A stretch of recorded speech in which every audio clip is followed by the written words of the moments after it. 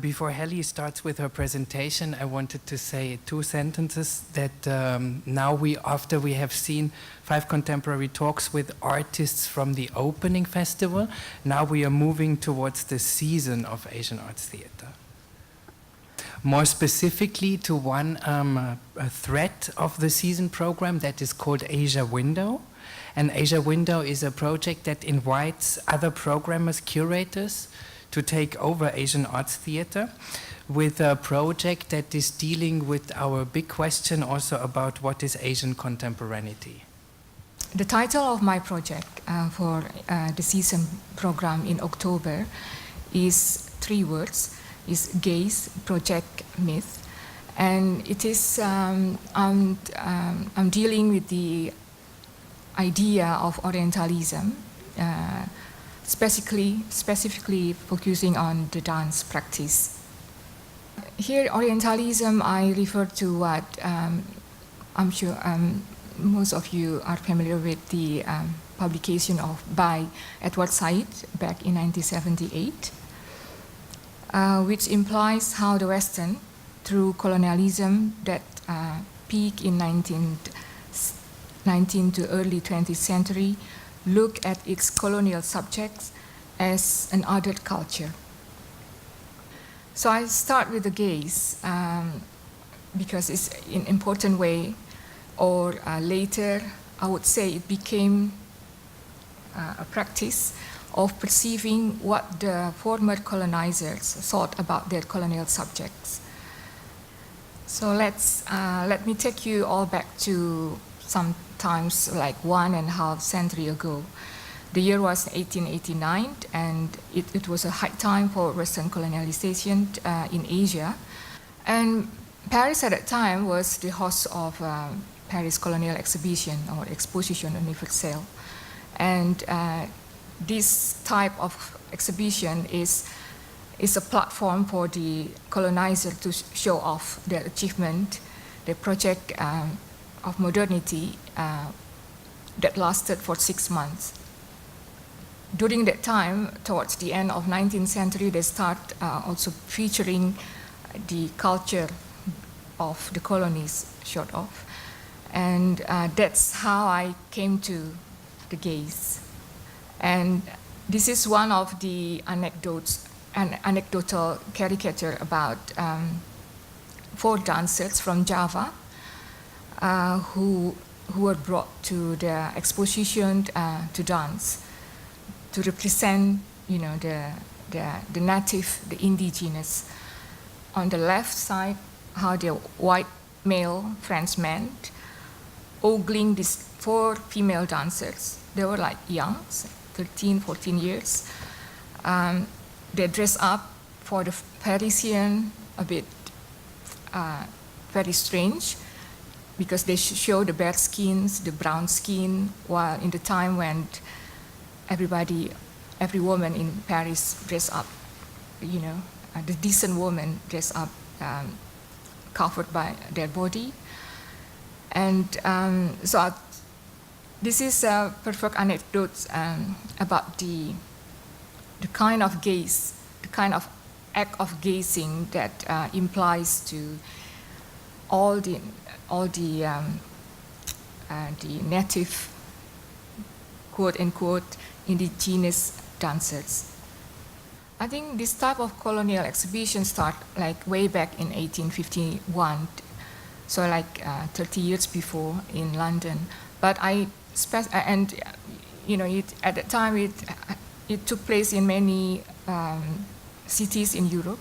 But I picked Paris because I think it's very important if we would like to talk about how it became a platform sort of to show dance, and how not only traditional dances, but then how it affected, somehow linked to the modernism, dance modernism taking place in Paris in the early 20th century.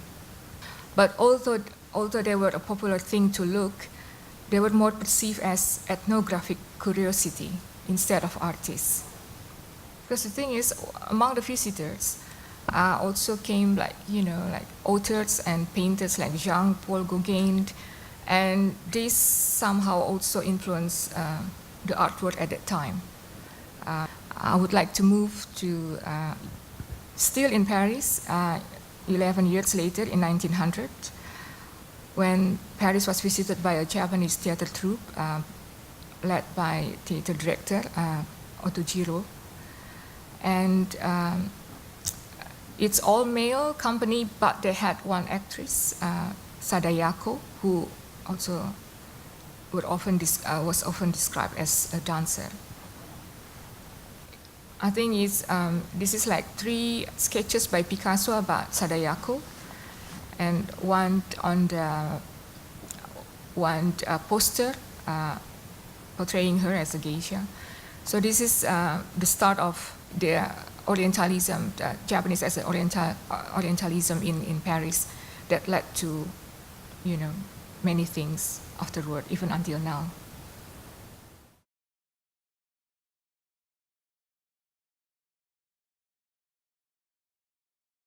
Later on, in late 30s. And then I moved to the second word of my title, project, which is like, we can elaborate as the act of projecting, how this gaze that I described to you before got projected later when we entered the new century, the 20th century. In the 1920s, 1930s, Europe was full of exotic dances. It's like European male or female dancers who dance as exotic being, like with costumes and everything, not necessarily doing the technique, but more projecting the Orient, the way they imagined.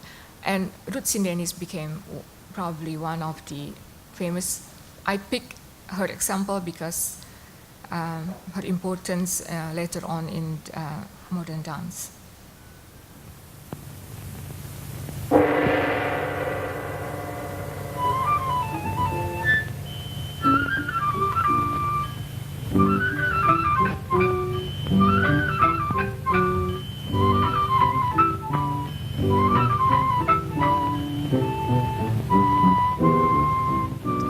I think many of these dances, I mean, you could see she was trying to be, she was prolific. She wanted to be a geisha. She wanted to be a Radha. Radha is a Hindu goddess, a lover of Krishna. And she wanted to be a Japanese princess. And many of the dances were created before she came to Asia. But in 1925 and 26, she and her company finally did a big tour to Far East Asia, which she called the Oriental Tour. So my question is how the dances changed before and after she's been to the Orient. So again, in Paris, they held this Exposition Universelle in 1931, but the situation was different. If in 1889 it was the peak of colonialization, in 1931 it was probably the early decline. So this time the Dutch East Indies promoted Bali, the island of Bali. So in 1889 it was Java, so now it's Bali. So again, dance was central in the pavilion attraction. So they perform a lot of dances, and in Bali many dances are based in ritual, a temple ritual that were performed specifically for certain occasion. So now it's transformation, how you perform something that used to be for ritual, and now for an occasion like this, promoting, again, alongside promoting goods or, tea and coffee, things like that, and promoting the advancement of the colony, economic enterprises. Some Western artists, thinkers, literati, Hollywood producer also move to the island, and they live. this new Orientalists and influence how the arts and culture in Bali would change or transform. Again, the interconnecting gazing and projecting. So how these Westerners gaze at what Bali was and how Balinese dancers, artists were projecting themselves based on this, responding into this gaze.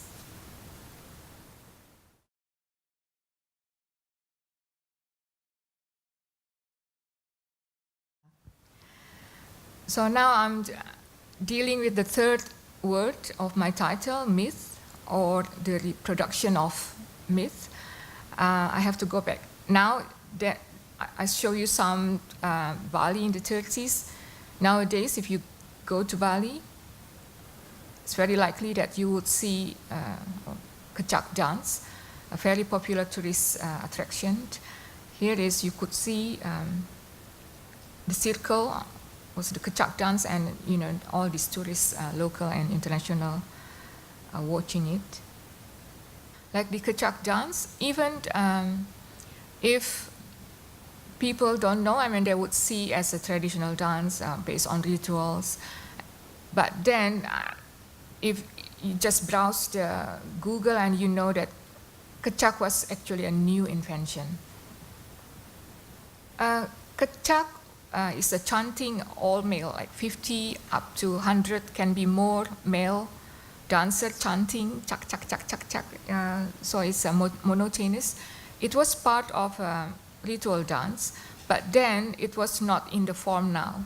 So it's actually a collaboration between Walter Spies and a Balinese dancer, Iwan Limbak, and one theory also said also the influence of Catherine Merchant is an American dancer and ballet producer for Hollywood production, who also lived in Bali for 9 years during that time.